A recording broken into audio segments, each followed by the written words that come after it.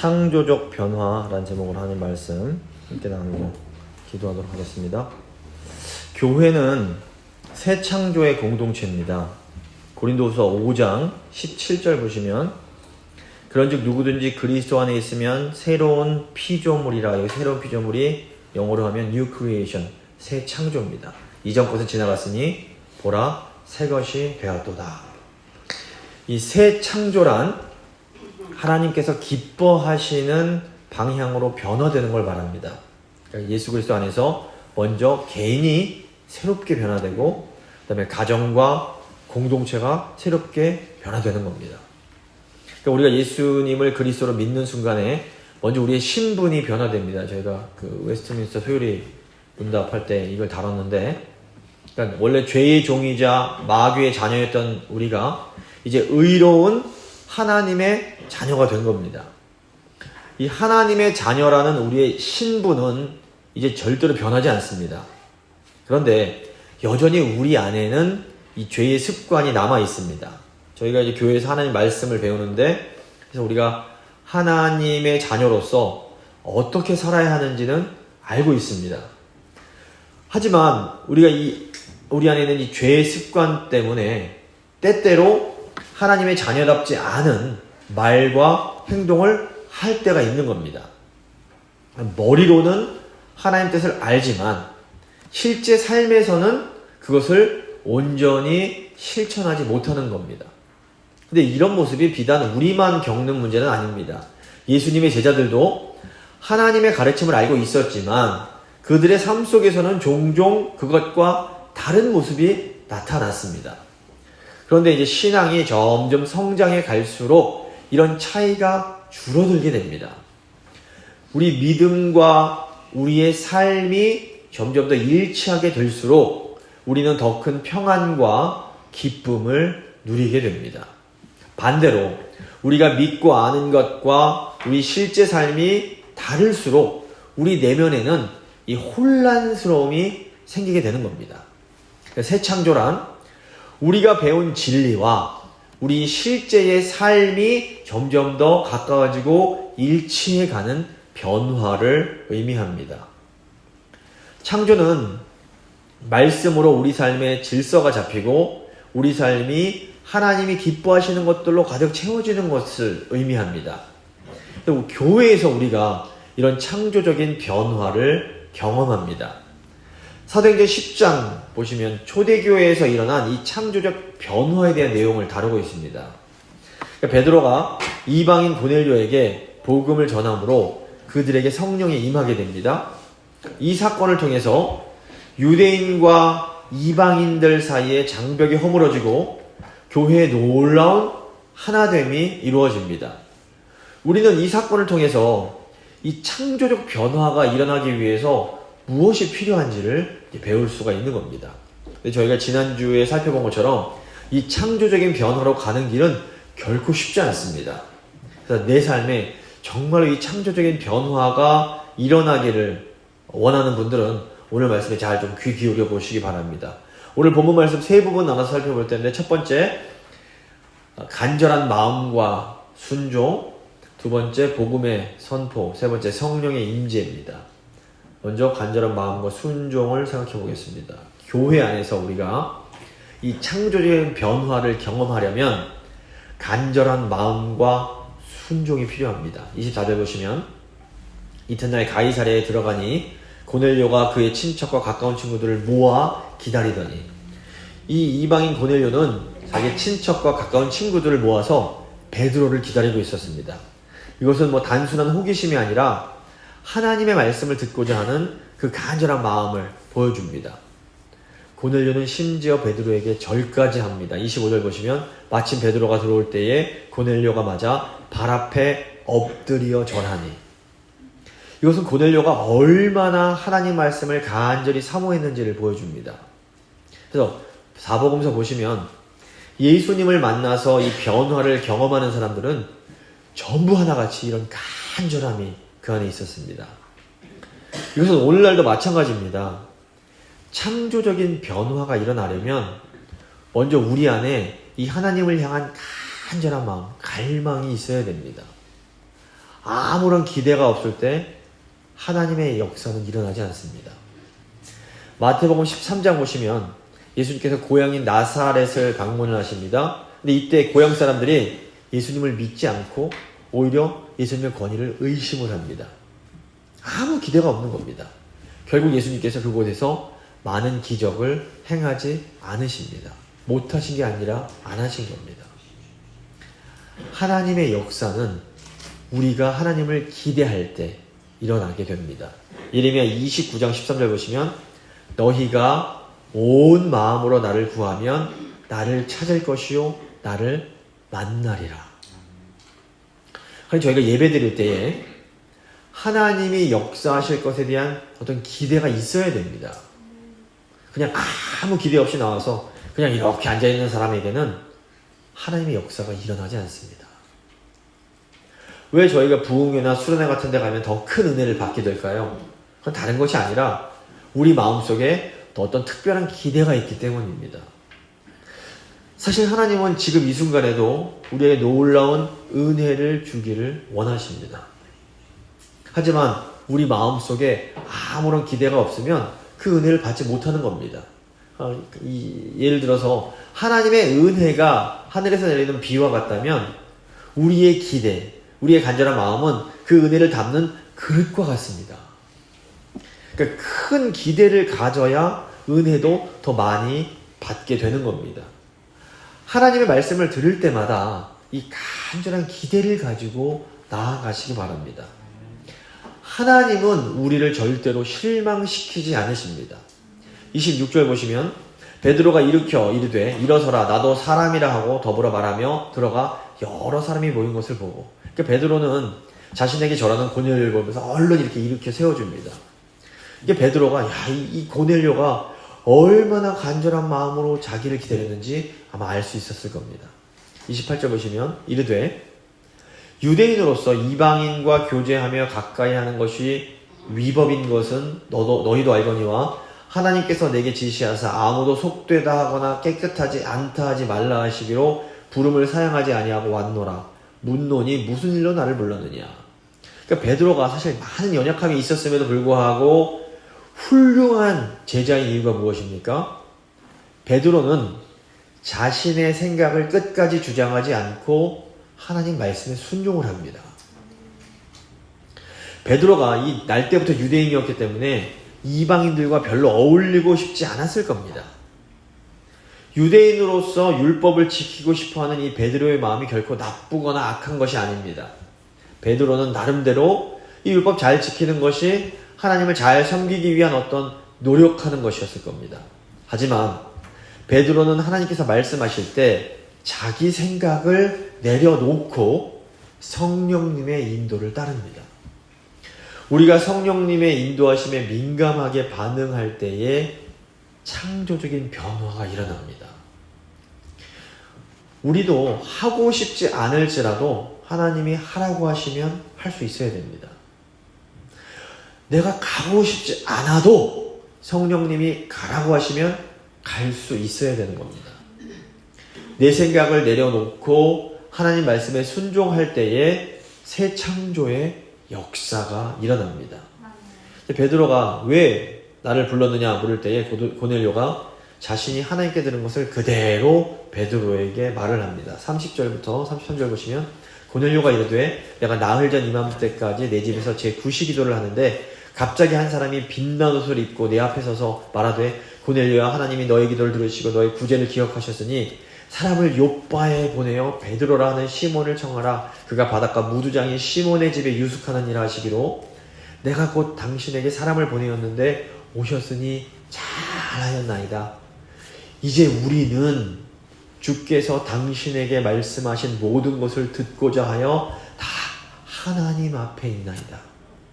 지금 고넬료 앞에 선 사람은 베드로입니다.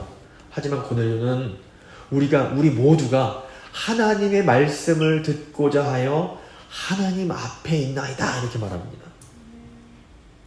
고넬료와 그와 함께한 사람들은 이 복음을 받아들일 준비가 되어 있었던 겁니다.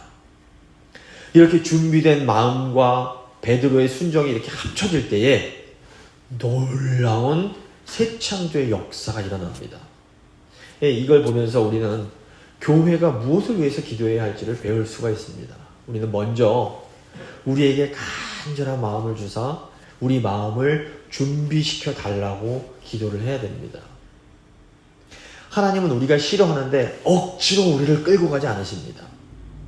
우리가 먼저 하나님을 간절히 바랄 때 하나님은 우리 기도에 응답해 주십니다. 또한 우리는 이해가 잘 되지 않을지라도 하나님이 말씀하시면 순종할 수 있는 힘을 달라고 기도를 해야 됩니다. 하나님의 계획과 지혜는 우리의 계획이나 지혜와는 비교할 수조차 없습니다. 이사야 55장 8절 9절 보시면 하나님이 이렇게 말씀하십니다. 이는 나의 생각이 너희의 생각과 다르며 내 길은 너희의 길과 다름이니라. 여호와의 말씀이니라. 이는 하늘이 땅보다 높음같이 내 길은 너희의 길보다 높으며 내 생각은 너희의 생각보다 높음이니라. 그러니까 내가 옳다고 확신하는 것들이 사실은 하나님의 뜻을 이루는데 방해가 될 수도 있는 겁니다. 그러므로 우리는 성령의 인도하심에 민감하게 반응을 해야 됩니다.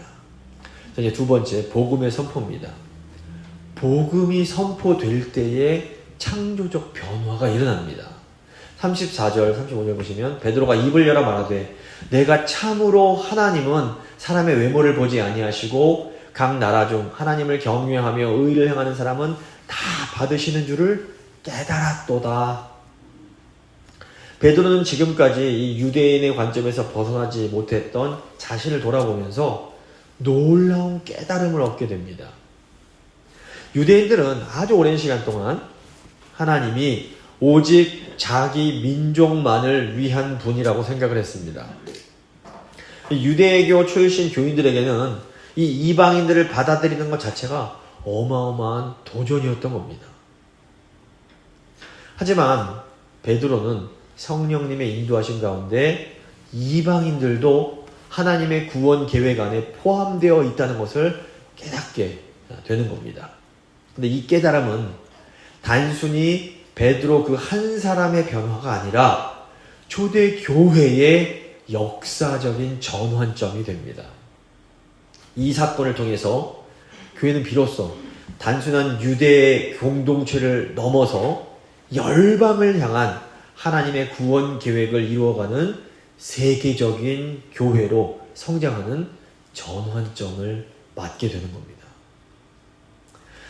이 변화는 마치 번데기 속에 있던 교회가 이제 껍질을 깨고 나와서 나비가 되어 온 세상을 향해 날아가는 것과 같은 아주 혁신적인 사건이었습니다.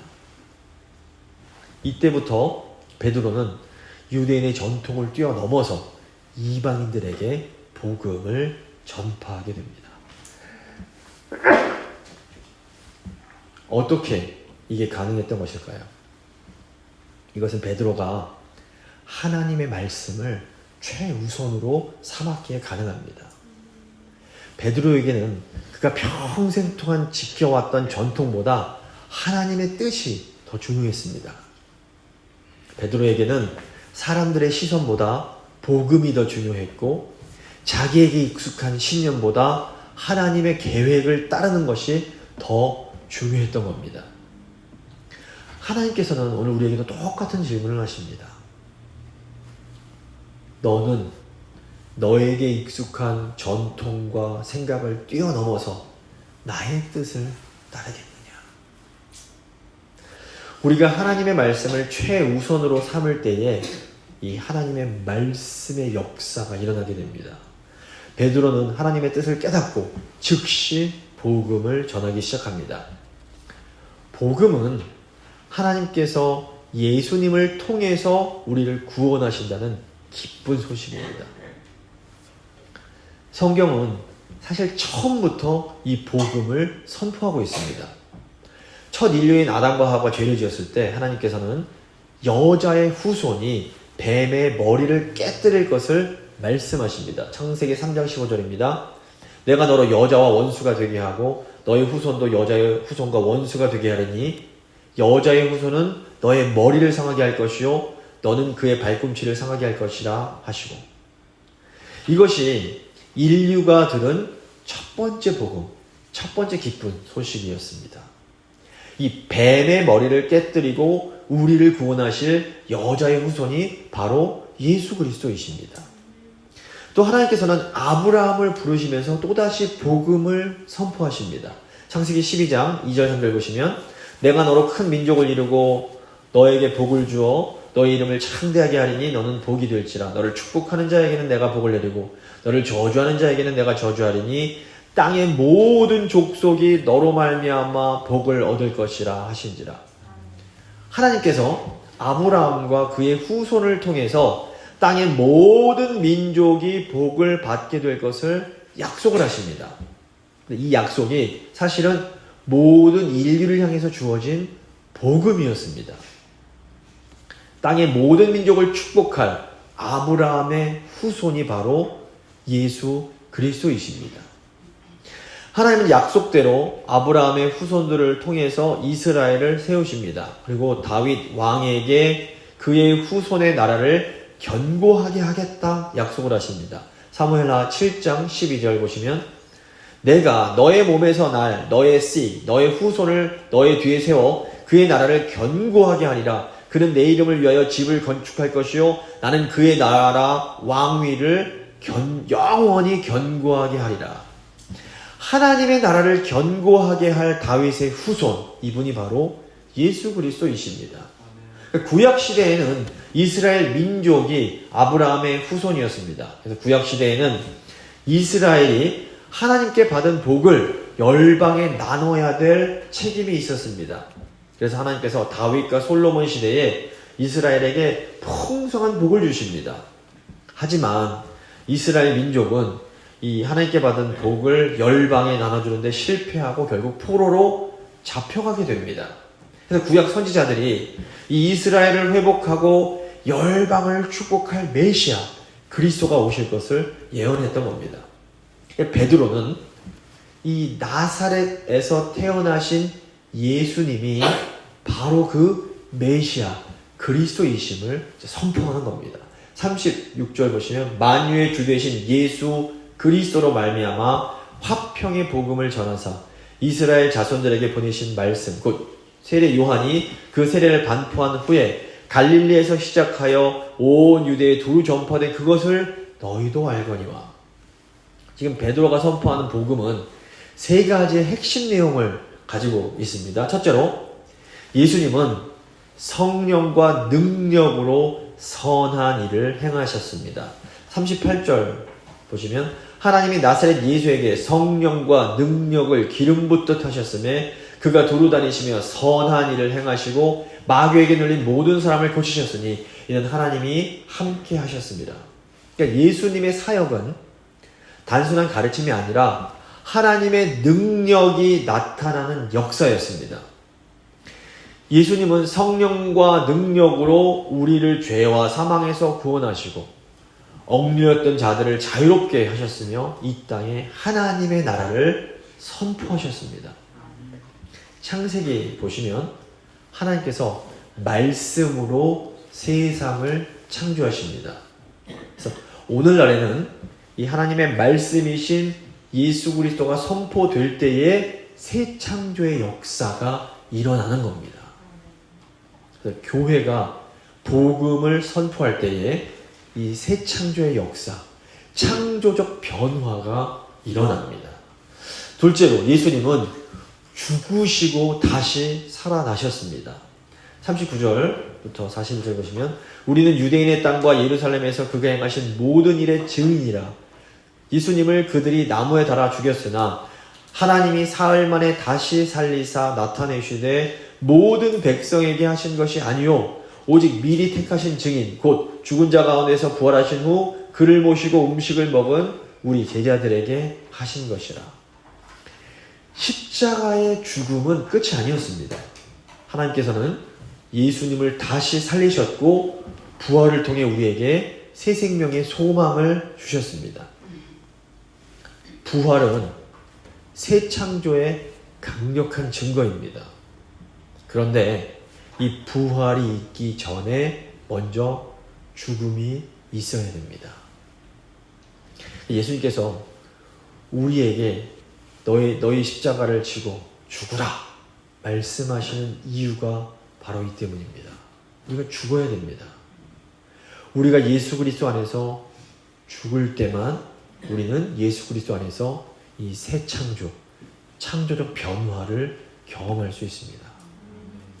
셋째로 예수님은 교회에 이 복음 전파의 사명을 맡기십니다. 42절 보시면 우리에게 명하사 백성에게 전도하되 하나님이 살아있는 자와 죽은 자의 재판장으로 정하신 자, 그 그리스도가 이 사람인 것을 증언하게 하셨고 그에 대하여 모든 선지자도 증언하되 그를 믿는 사람들이 다 그의 이름을 힘입어 죄사함을 받는다 하였느니라. 복음, 기쁜 소식의 핵심은 우리의 죄가 용서받고 하나님과 화해하게 되는 것입니다. 그런데 이 죄의 문제는 절대로 우리 스스로는 해결할 수 없습니다. 그래서 예수 그리스도를 믿는 사람은 그의 이름으로 죄사함을 받게 됩니다. 교회의 가장 중요한 사명이 바로 이 복음을 선포하는 겁니다. 복음이 선포될 때에 창조적인 변화가 일어납니다. 교회는 땅의 모든 민족들에게 이 복음을 전파해야 할 사명이 있는 겁니다. 복음은 예수님이 우리를 구원하신다는 기쁜 소식입니다. 우리는 우리의 말과 우리의 삶을 통해서 이 복음을 전해야 합니다. 이제 마지막 세 번째, 성령의 임재입니다. 성령이 임할 때 새로운 공동체가 창조됩니다. 44절부터 46절입니다. 베드로가 이 말을 할 때에 성령이 말씀 듣는 모든 사람에게 내려오시니 베드로와 함께 온 할례 받은 신자들이 이방인들에게도 성령 부어주심으로 말미암아 놀라니 이는 방언을 말하며 하나님 높임을 들음이러라. 베드로가 복음을 전할 때에 전혀 예상치 못했던 사건이 벌어집니다. 이방인들이 복음을 듣는 중에 성령이 임하면서 그들이 방언을 말하고 하나님을 찬양하기 시작하는 겁니다. 근데 이 모습은 사도행전 2장에서 오순절날에 제자들에게 성령이 강림할 때와 똑같은 겁니다. 이것이 무엇을 의미할까요? 성령이 임하는 것은 새언약 백성들의 징표입니다. 이방인들이 이 성령을 받았다라는 것은 이제 그들도 공식적인 하나님의 백성이 됐음을 의미합니다. 이것은 완전히 새로운 공동체의 탄생을 의미합니다. 교회는 더 이상 유대인들만의 공동체가 아닌 겁니다. 성령의 역사에는 구별이 없습니다. 유대인이나 이방인이나 동일한 성령을 받습니다. 하나님께서는 어떤 사람도 차별하지 않으십니다. 하나님의 나라는 인간의 조건과 상관없이 임합니다. 율법을 지켜야만 하나님께 나아갈 수 있다는 이 생각이 완전히 무너져 내립니다. 그리고 예수 그리스도를 믿는 자에게 성령이 임하는 겁니다. 이제 교회는 더 이상 민족과 전통, 문화의 벽에 갇혀 있을 수 없습니다. 복음은 모든 사람에게 열려 있으며 하나님의 나라는 온 세상을 향해서 확장되고 있는 겁니다. 베드로는 이방인들에게 성령이 임하는 모습을 보면서 한 가지 중요한 결정을 내리게 됩니다. 47절, 48절입니다. 이 베드로가 이르되 이 사람들이 우리와 같이 성령을 받았으니 누가 능히 물로 세례 베품을 금하리요 하고 명하여 예수 그리스도의 이름으로 세례를 베풀라 하니라. 그들이 베드로에게 며칠 더 머물기를 청하니라. 베드로는 이제 이방인들도 하나님의 백성이며 세례받을 자격이 있음을 선언을 합니다. 이것은 단순한 세례 의식이 아니라 이 공동체가 완전히 변화되는 그런 사건이었습니다. 베드로는 세례를 통해서 더 이상 혈통과 전통이 중요하지 않다.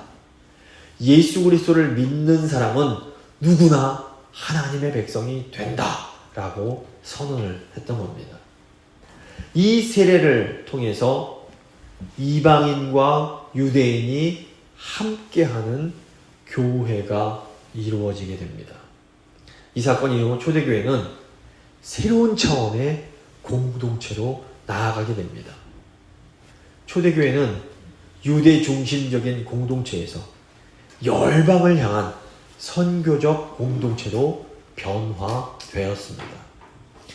이방인들은 이제 성령을 받은 후에 베드로에게 며칠 더 머물게 하며 교제하기를 원합니다. 이것은 단순한 어떤 만남이 아니라 교회의 진정한 하나됨을 이루기 위한 첫걸음이었습니다.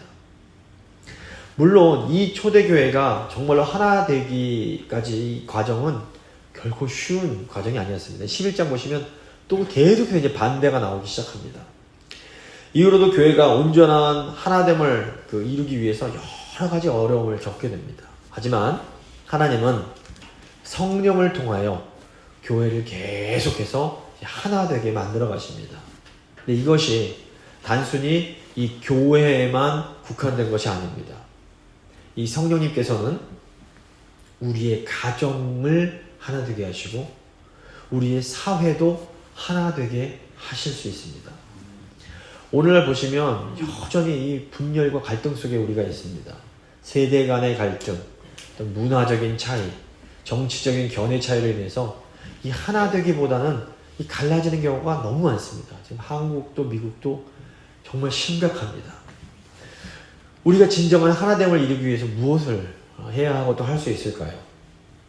이방인 고넬료와 유대인 베드로가 하나 될 수 있었던 것은 하나님을 향한 믿음 덕분입니다.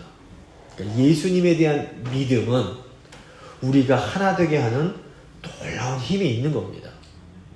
제가 이제 신학교 가서 신학을 공부할 때에 저희 학교에 아시아와 아프리카에서 온 이런 학생들과 함께 공부를 했습니다. 피부색도 다르고 진짜 새까맣고 언어와 문화도 다르고 모든 것이 다 달랐습니다. 근데 이 학생들 간에 같은 것이 딱 한 가지가 있는데 그게 예수님에 대한 믿음이었습니다. 그런데 놀랍게도 이 믿음이 그렇게 다른 사람들을 정말로 하나가 되게 만들어 주었습니다.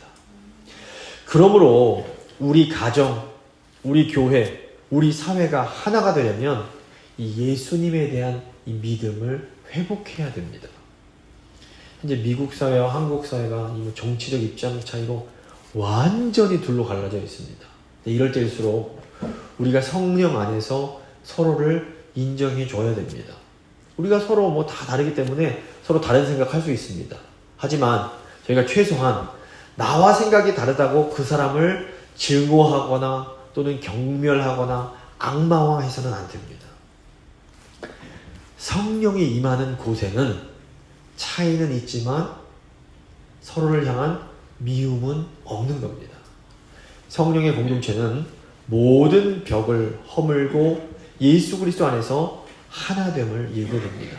그러므로 우리가 계속해서 이 성령 충만을 위해서 기도해야 합니다. 말씀을 좀 마무리 짓도록 하겠습니다. 오늘 본문을 통해서 이 창조적인 변화를 경험하기 위해서 필요한 세 가지 조건을 생각했습니다. 첫째로 우리가 이 창조적인 변화를 경험하려면 우리 안에 간절한 마음과 순종이 필요합니다.